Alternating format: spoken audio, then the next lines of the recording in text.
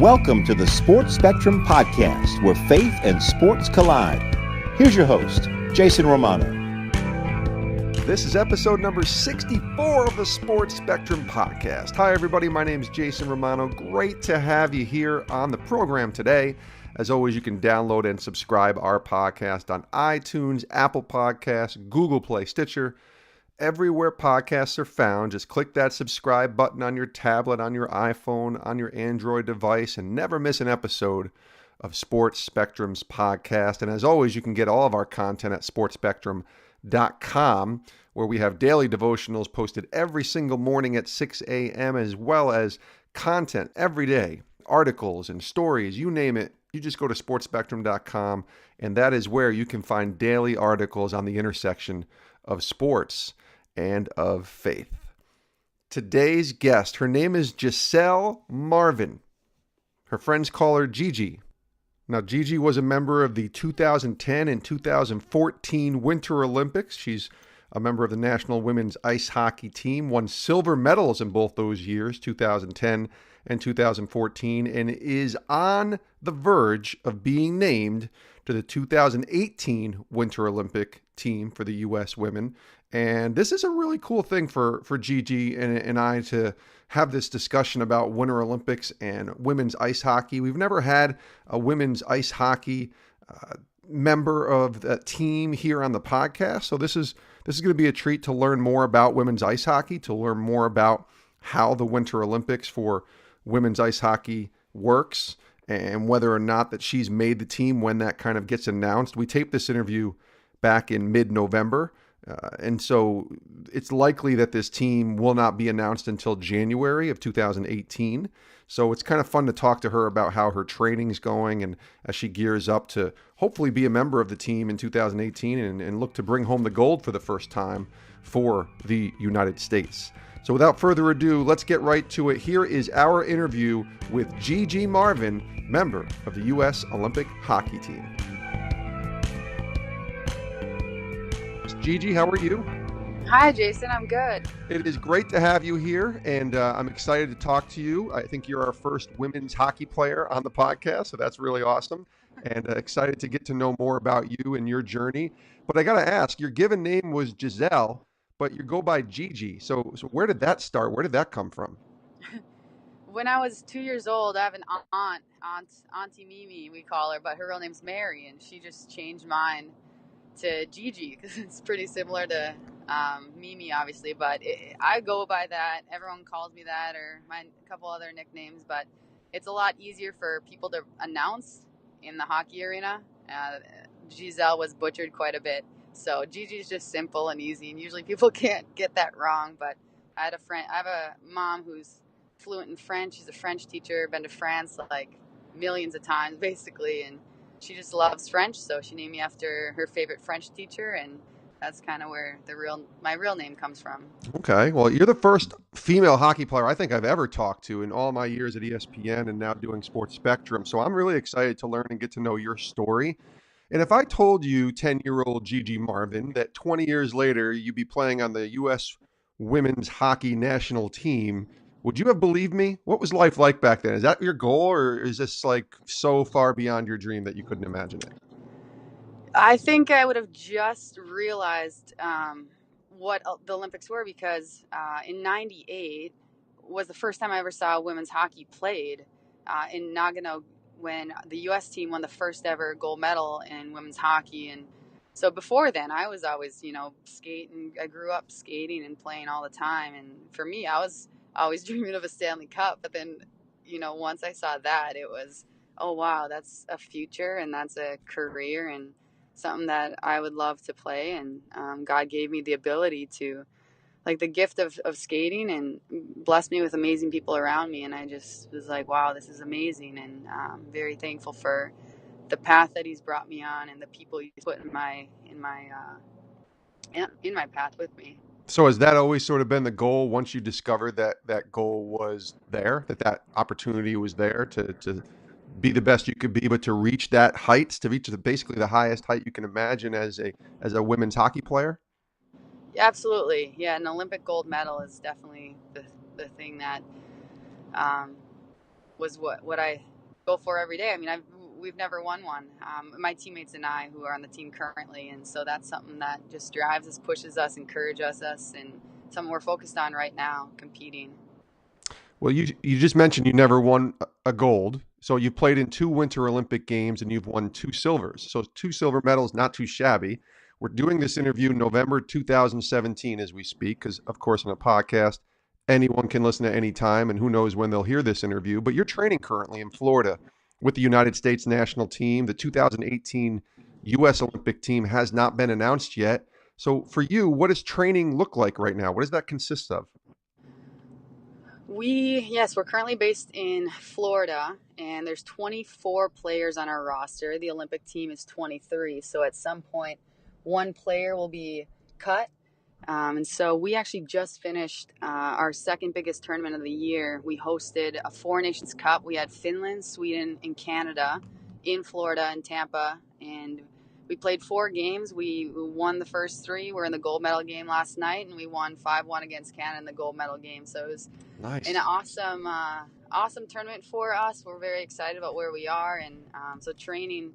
We'll have about a week of practices, off-ice training, mental skills training, a couple of meetings, and then we have Thanksgiving break, and then come back and kind of pick up where we left off with our season as far as games and practices, off-ice training, skill work, mental skills training. So does this help kind of build camaraderie, kind of coming together as the team to prepare? I mean, you said 23 of the 24 that you're with right now are going to be playing in the Olympics in 2018. Is that really what this is set to do, is just preparing and get yourself ready to really get that gold medal that you've, been yearning to get? yes, for women's hockey, this is the only year, the 6 months right before the Olympics is the only time where we actually all train together as an actual team. The other 3.5 years were play with our college team or our pro team, and then come together every couple months for a tournament for 2 weeks here or there, or for a training camp or a tryout camp. And so this is really unique and very special. I mean, for 6 months, they picked a team basically that would be training for 6 months. In May, we had tryouts, and so we all moved down here in Florida, and so we'll be competing and training together, which is amazing because you get to play with the best players day in and day out versus just meeting together every couple months and going back home and doing your best back home. But it's really a blessing to be together, and so we're here in Florida until we leave for the Olympics. And then, like I mentioned, the team for sure will be finalized around, I believe, January 1st. But currently we're just hanging out and having fun and playing as best we can.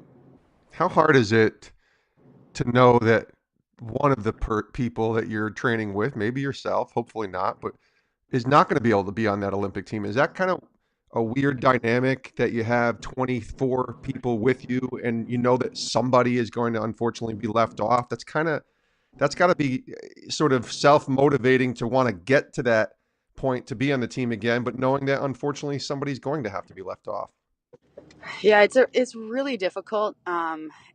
It's something that I've went through twice before. I was a 2010 Olympian, and we did the same thing where 2 people were cut in 2009 before we went, and in 2014 there were 4 people cut, and I've dealt with this for a while now, and I remember my first time in the Olympics. I mean, I played a forward in 2009, 2010, and we had 1 forward who was getting cut and 1 defenseman who was getting cut, and you have that inner battle of, well, you see your teammate, clearly doing something, and you know that, hey, you could help them, or you have a strong point. You can, you see something that they're doing, and you want to give them advice, but you also have that, the negative thing working against, well, do I help them out? What if they take my spot? And so you have that battle. And I remember God just being like, Gigi, read Proverbs over and over and over again, and read Romans 13, actually 12:13, I think it is, or 14:13 was like, it says, do not put a stumbling block in your brother's way. Basically, don't put an obstacle in your brother's way. And then in Proverbs 3, it talks about, do not withhold good from others when they deserve it. And, it's that constant battle of learning what God's kingdom says versus the world. The world would easily say, are you kidding me? Like, Gigi, fight for your own spot. Keep it to yourself. Do what you can do the best. give something to help someone else. But, that's why I'm so thankful for Jesus Christ, because he came and he said, like, essentially, like, build one another up. Like, not only will you build others up, but you will build yourself up. Like, he is the one who ultimately came to serve others and teaches us that. And so now this time around, I'm thankful because I've had about 8 years now of that constant teaching. Is it hard still? Yes, it is. But because you want what's best for yourself, but you have to trust that what God's plan is his plan is, you serve others, and that in turn will serve you. But more than that, it's more fulfilling. And so we try to really pass along that message of, it's tough because you want the best for yourself, but ultimately it's about this team, and you really have to sacrifice yourself to be there for your teammates. I put myself in their position. If, say, I'm having a rough day, like, I don't want someone to just kind of leave me on the wayside. I'd love someone to come and build me up, strengthen me, help me out, encourage me. And, I hope to just be that same voice for someone else, because it's not, we're all in this together, and it's a very tough situation, but praying for strength to see things as God sees things, and to live as he intended us to live. It's really good. We're talking here to Gigi Marvin on the Sports Spectrum podcast, and you've talked a lot about your faith already, which is really great. But I want to know where that kind of took shape for you. Where did that start for you, becoming a believer in Jesus Christ? When I was little, my parents always brought us to church. And so I think even as a young kid, and I'm even talking with my little cousins now and all the little kids around me, I think you just know that there's something out there greater than yourself. Like, there was never a doubt about God in my heart. And I remember probably when I was maybe second grade, the pastor would say the prayer and after church, and I accepted Christ into my life, and would go to Bible studies and read in my Bible. But not until I went to college, when I was a part of Fellowship of Christian Athletes, and I was on the leadership team there, and I had someone, like, actually week in, week out disciple me. That was when it truly made sense that it's not about a religion, but a relationship. And that's where I learned how to practically live out what the Bible has said. Because it was very much performance based. Hey, get straight A's. Hey, be the best player, on your team and the state and the country. That was just kind of, you just try to earn accolades, right, in order to feel appreciated or worthy. But yeah, I would say in college, I had amazing people to just kind of model how to read the Bible, how to pray, how to lead Bible studies, how to pray with your teammates and other people. And then I would say another huge point was when I moved to Boston in 2011. That was huge. I met a church. I've been involved in church ever since 2011. They're unbelievable, and I've grown so much in my relationship with God's since going to Boston and being a part of this church, also, and just the whole community aspect of being there with other people too, and walking alongside people. And so I've really thankful for just all the people in my life that have helped me and kind of show me what it looks like to follow Jesus versus before, I think I was stuck in this. So I'm going to try to live according to this measure. And I was like, I can't, Yeah. all these rules and all these kind of guidelines, or all these desires, if you will, and scripture. And I'm just like, oh my gosh, I can't do this. How do people do this? Yeah. But that's where someone showed me, gee, well, no, it's about letting God live through you. It's about surrendering. It's about just having a relationship and talking to him every day. And so that really opened my eyes. A lot of people who I talk to, and I talk a lot about sharing your faith, especially in the workplace. In my time at ESPN, I talk with a lot of men's groups and people like that. And one of the things that a lot of people will say to me afterwards is, I feel like I'm not qualified to share my faith because I don't know enough about the Bible. I don't know enough about, what it says in the book of Numbers, in the book of Leviticus. I don't have that memorized. I don't have this sort of knowledge, this head knowledge about the Bible to defend my faith. For you, you talk about letting Jesus live through you. So what did that look like for you as you began sort of this understanding of who Christ was, but maybe you didn't have that sort of, PhD in biblical studies to be able to kind of answer every single question that somebody might have. What did that look like for you? I've come to realize, I've read the Bible for so long, and I love memorizing verses. And so I just come to realize, even in college and my first couple of years on Team USA, I could spit Bible verses left and right, and I could sit and have a conversation with people. But I realized that, finally it's like God says, I just remember it, like, Gigi, you don't have to defend me. You don't have to win this argument. Like, it's not about winning the person or the argument. It's about winning the person. Like, just this display love to them. Show, like, I think a lot of times, and that's really been central in my life of realizing that shift. It's not about winning someone for Jesus. It's not about correcting them. It's not about telling them. It's more so about meeting them where they are and loving with them. Like, I've found just amazing walls being brought down by simply agreeing with them when someone's like super defensive and says, well, gosh, so much hypocrisy in the church, or I went to church, but like then I saw so and so do that. And instead of sitting there and prior, I would try to like defend it because I'm like, well, but that's not. And then you just say, you know what? Yeah, my heart breaks for that too. But we're human, and that's why I'm so thankful for Jesus. And he's the one that didn't put up all these rules and rituals. He's the one that came to break the law to set us free and to live according to the Spirit. And just to have that, connection with people of, some are man-made rule, or some are, just to kind of be with the person where they are, somewhat. And, I feel the same way sometimes where, you don't want to just get lectured to. You want to be heard. You want to be understood. And then, so I think First Peter talks about, always be prepared to share a message of what you hope in, but do it with gentleness and respect. And Yes. I think that's the biggest thing for me the last couple of years. Whenever I share, or whenever I talk to people, it's how can I love the person in the moment and share with gentleness and respect, but also, like, I don't have to defend God. Like, God always is working constantly for people to know him, to draw people to him. And like, I don't have to sit and I don't even, like, Yeah. it's just, and the beauty of the humility of, there are so many things that I don't know, to be honest. Like, I have no idea some of these things, what they mean, what's going on. And just, there's such humility in that to say, you know what? Yeah, I don't know, but I would love to study scripture with you. Would you want to do that, study scripture with me? We can figure that out together. That's something that's someone taught me. And I'm like, yeah, that's what I would love to hear if I was in that position of someone not trying to talk at me or teach to me or preach at me, but willing to join in the question or the wrestling through something together.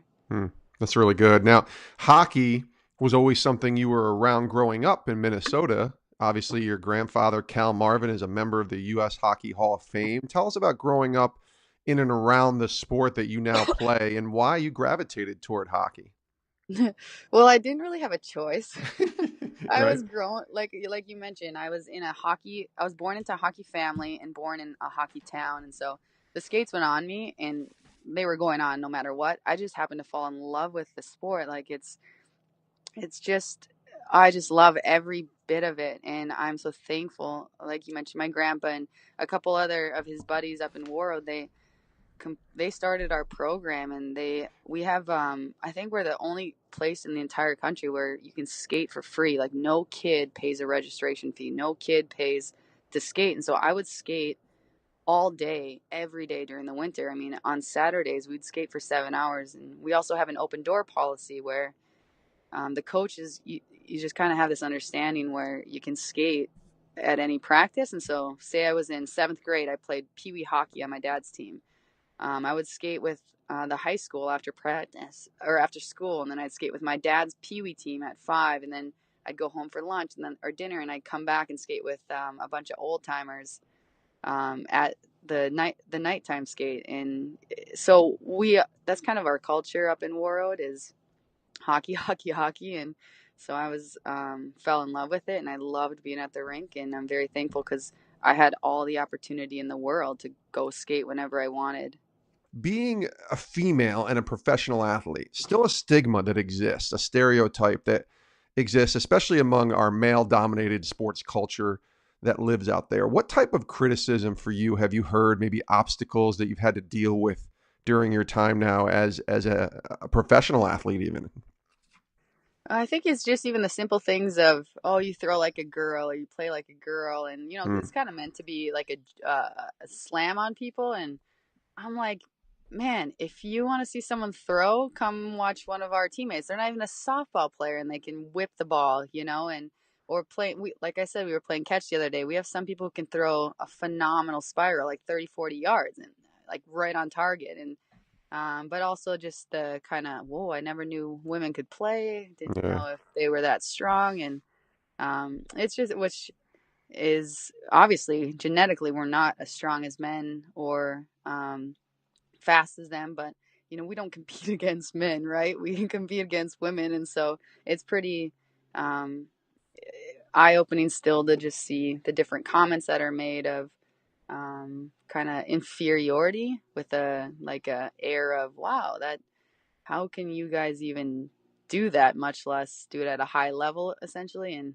it's a little shocking because I'm like, well, just come in the weight room or come on the ice and watch some of my teammates compete. I mean, we have, gosh, like the strength and the speed and the skill at such a high level by, how just watching, even me, just watching my teammates, I'm like, how are you guys doing this? This is amazing. And so I think just that mainly it's that the comment of, being like a girl or you're just a girl, and it's like, well, yeah, I am a girl, but it's not a Right. negative. Like it's a really powerful thing. And, Well, my so daughter's my daughter's 13. She plays softball, she plays volleyball, and she's our only child. So I'm a bit more protective of that throws like a girl line or whatever you want to call it than maybe if I had a couple of other kids or a son or whatever. But talk to her, talk to that 13-year-old girl who has a desire to be a hockey player someday or be a softball player or go and just kind of achieve this goal and dream of participating in sports. Really could be anything. What would you say to her about the noise that might come from a boy or from somebody else saying you can't do this or you're not good enough or whatever? What would you say to that person? I would say to just continue to trust in what you feel like the Lord has put on your heart. Answer, listen to the people who are around you. Every whatever situation we're in, there's always going to be negative comments. I mean, we live in a world where there's good and evil, so obviously there's always going to be negativity trying to bring people down. And every single person was created with such a gift, and so pursue it with your whole heart. Surround yourself with people who are willing to help you.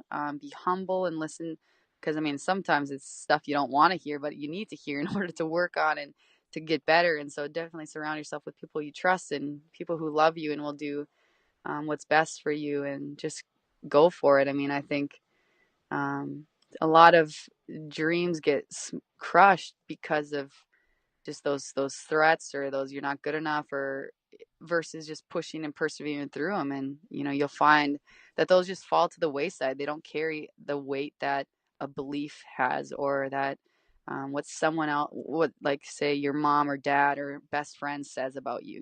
Like those are the empowering ones and the ones that pursue it. I mean, we talk about on our team, there are teammates, and myself included, who had like a peewee coach, one word that they said, and that's something that carried them through.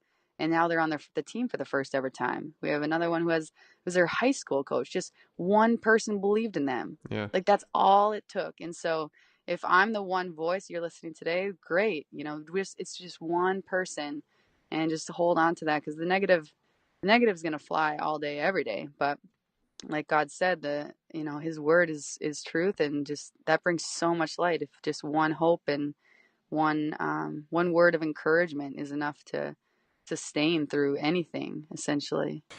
Where are we in your eyes as far as women's hockey goes and its development as a sport? We've grown so much, even in my uh just in even the past 8 years, I would say. I remember my first Olympic tour, just looking at the Olympic level. um our team, the amount, our strength numbers, our speed numbers, our conditioning, our fitness numbers, the way we skate and play, how hard we shoot, those are leaps and bounds completely different than, like, we always joke, we're like, if we were competing in 2010, there's no way we'd make the team, because then where the bar is at right now is so high, and it's amazing to see that leap and bound in 8 years. And a lot of it had to do with the younger kids. We have a U18 program, which kids at a younger age started training and started just gaining more strength. But I still, obviously, there's still a lot that lot more room to grow. I mean, I go home and I run hockey camps in the summer, or I interact with little girls, and it's surprising how few, you ask them who their favorite hockey players, and they can't even, they rattle off a lot of NHL guys because the exposure is there, but the limited knowledge of women's players. Do you know that there's a pro hockey league? Oh, I didn't even know women play pro. And it's like, well, we've been playing pro for a while. Or Yeah. the limited exposure of, so that's kind of my thing of, well, it's all online. Unfortunately, we don't have obviously TV exposure, but we have a lot of games on YouTube. You can watch highlight clips. You can follow stats, but that's kind of the one thing where, you have little kids, little boys growing up, they can list and rattle off a ton of different names of NHL pros.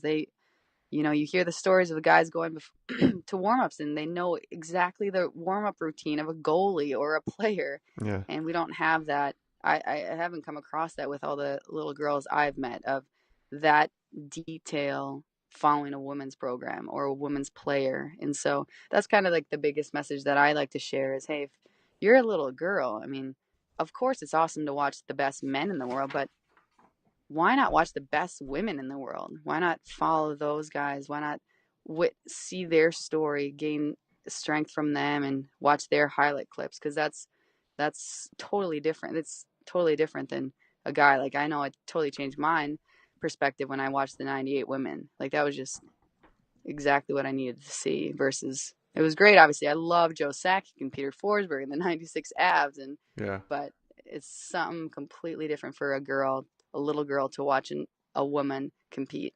Well, the good thing is we'll be able to watch that, hopefully, with yourself there at the Winter Olympics in 2018. So that's exciting to see, and we'll definitely be looking for you there. Now, I'm a big believer. You talk about your faith, and I want to go sort of into the locker room with you for a minute. And I'm a big believer, and I preach this a lot. You mentioned 1 Peter 3:15 earlier.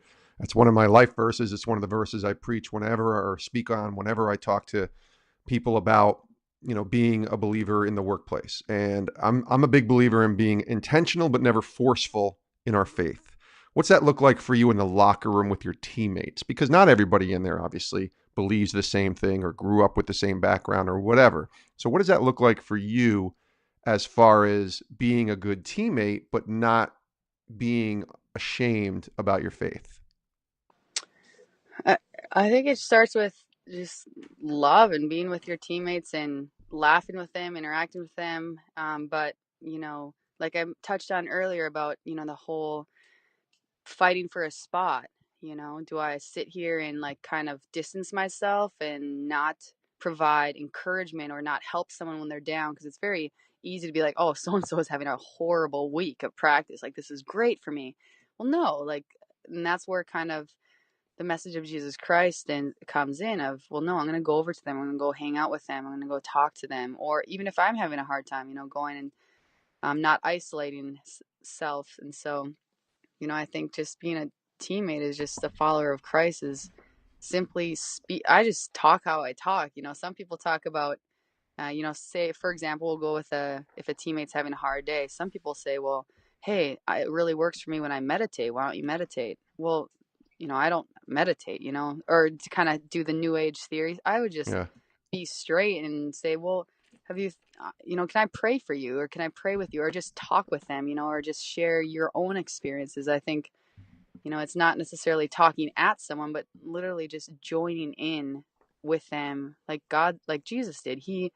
How many times did he just sit and just join in with someone and what they were going through? And so I think for me, it's that it just kind of comes out because that's what I believe in. I remember I was speaking at an event in South Carolina, and I was blown away because it was a meeting, a business meeting, and the owner of the company just led them in prayer. And I'm like, wow, 50 employees, and they're led in prayer. And I talked to him afterward, and I go, I've never seen that where a company is led in prayer before their meeting. And the guy looks at me so simply, and he goes, well, Gigi, I don't have a work life and then a family life and a Jesus life. Like, I have life, and Jesus is in my life. So everywhere I go, that's what people are going to see. And that's how I operate. And so it's kind of the same thing that I've noticed with me. Is it just, what I've been studying, what I've been thinking about, what I've been processing with the Lord, it just comes out of my mouth. Whether I say specifically, hey, this is from James one. Yeah. It doesn't matter or not, but like the fact that the word of God is being shared, whether intent, like quoted in scripture, whether just passing of, in passing of conversation. And so I think it's just, that's me, is just being who I am. Just like other teammates are who they are, and exactly what team they cheer for because they talk about it all the time, kind of a thing. They're a Red Wings fan, or they're a Packer fan, or Aaron Rodgers got injured. It's just on their heart, it's on their minds. The same thing with me, of different prayers, different verses, different perspective. We have kingdom perspective, like I mentioned with the whole someone's getting cut. Well, that perspective is on my heart. And so obviously when we talk about those tough situations of how you're dealing with the uncertainty coming up, and the uncertainty of, are we going to the Olympics? Well, that's just what comes out of my heart, because that's what I believe of. Well, I know it's hard, but I'm going to choose to encourage and help my teammates, even though they might be taking a spot from me. Like and voicing that and having people hold me accountable, because I don't want to be someone who brings other people down. Like I want to live that way, and it is challenging at times. And so by voicing those, you just kind of allow other people even to help you walk that out. Couple more minutes here with Gigi Marvin, U.S. Olympic women's hockey player here on the Sports Spectrum podcast. And let's do some quick hits real quick before we say goodbye. I call this one book, one song, one movie, where I'm just going to ask you to pick one of those and you tell me what's been, sort of kind of inspiring you right now. So let's start with the one book, other than the Bible, that has been a big story. Of course, that's the standard answer. We have to answer the Bible. But other than the Bible, that has been a big source of encouragement for you in your Christ walk. I'll go with the one I've just most recently read. I finished it about a week ago, and it's called Fresh Wind, Fresh Fire. The pastor of the Brooklyn Tabernacle Church in, I think, New York, wrote it, and it's all about prayer, and it's unbelievable. It gives a lot of testimonies, and so that one's super significant in my heart, is just the power of prayer and the importance of it. And our church does Wednesday morning prayer, and so even though I'm not there, I can join in from afar, and just seeing the effect that prayer and communication with God does in my heart, but then also for other people around me, has been really, really cool. That's good. How about your song? One song that's really been speaking to your heart lately. Word of Life by Jeremy Camp. I literally just heard it on the radio the other day driving to my game, and I honestly played it on repeat the whole warm up, the whole everything in the locker room. I love it. It's a great song, and I love Jeremy Camp. I'm a big fan of his music for sure. Now, how about that one movie for you that when it comes on, you're locked in? Doesn't have to be a faith-based movie. It could be, but just a movie that when it comes on, man, that's it for you. Finding Nemo. Finding Nemo. See, that I didn't expect to hear that one. Yeah. Why Finding Nemo? I love it. I think it's so cute, and I don't know, it always comes to mind. And can you quote it, or like, are you watching it and you're literally just repeating the word after word? Yeah, first day of school. Movie. First day of school. Like, are you just repeating it? Yeah, it's pretty cute. I really like it. I think I love a lot of Disney movies, and that's one of my favorites. Well, being a dad of a daughter, I pretty much know every single Disney movie there is, and I can probably quote them and watch them with you and just repeat the words. So that's kind of how it rolls for me. All right, final question. This has been great to talk to you, Gigi. We ask this to all our guests here on the podcast. For you, right now, what has the Lord been teaching you? What is God teaching you right now? I think for me, it's been just like I mentioned before about the power of prayer. It's been just vulnerability and kind of sharing. And so, like the importance of accountability. I have amazing friends, and just going through some different challenges with our team. Like I mentioned, for example, we have 24 players with the impending cut coming. It brings fear, uncertainty. You really kind of get self-focused, of, is my job in jeopardy? But really just opening it up and sharing with my teammates and teammates, but my accountability friends, and just the strength that them pointing me to Jesus and seeing similarities between verses. So I've just really been struck by God's faithfulness in that, like with vulnerability, opening up and sharing what you're going through, but then also seeing God's faithfulness is Friends are there to support me. Family members are there to support me. But mostly just God's promises keeps coming back. He's spoken to me a couple times of Jeremiah 29:11, just saying, you know what, Gigi? There's a lot of uncertainty going on. You played defense, but now you're playing forward. I'm kind of back and forth, and that also is, well, what position am I kind of in? But I just, every time coming back to it, I just see God's faithfulness of, Gigi, just trust in me. Just trust that I know the plans I have for you. Don't lean on your own understanding. Just trust and reach out for me to help and reach out for others to pray with you. But just keep living this, keep trusting in me. And I 100% have your life in my hands. And it's scary, but because it's uncertain, but I 100% believe that. And that's kind of just what God's been speaking to me lately. And I've been seeing that through some answered prayers, just by his presence of reminding me of that simple verse of, nope, I got you. I will be faithful, even though it's very uncertain and someone's going to get cut, and I will help you and walk with you through this. Gigi, how can people get in touch with you following along on your journey on social media? Where can they find you? Just Gigi Marvin. That's just my Twitter handle and Facebook handle. And so that's the easiest way to find me online. Love it. Give Gigi a follow on Twitter and on Facebook. Check her out. And listen, this has been a lot of fun getting to know you. And I hope we can have you back after the Olympics are over, because I believe you'll be there, God willing. And let's have a conversation after the Olympics are over and talk about what that journey was like. But I do appreciate you coming on and getting to know you a little bit. And we wish you nothing but the best, Gigi Marvin. Thanks for joining us here on the podcast. Thanks so much for having me. And we do thank Gigi Marvin for joining us here on the Sports Spectrum podcast. We wish her nothing but the best in her quest to get that elusive gold medal that the U.S. national women's ice hockey team has not had the last two times they've participated in the Winter Olympics. They were silver medalists in 2010 and silver medalists in 2014. So we look forward to cheering her on from afar as a member of the U.S. women's hockey team. We hope that Gigi makes that team in 2018 and that we can cheer her on in the Winter Olympics coming up in just a couple of months. We thank you so much for joining us here on the podcast. As always, you can reach us on Twitter at sports_spectrum.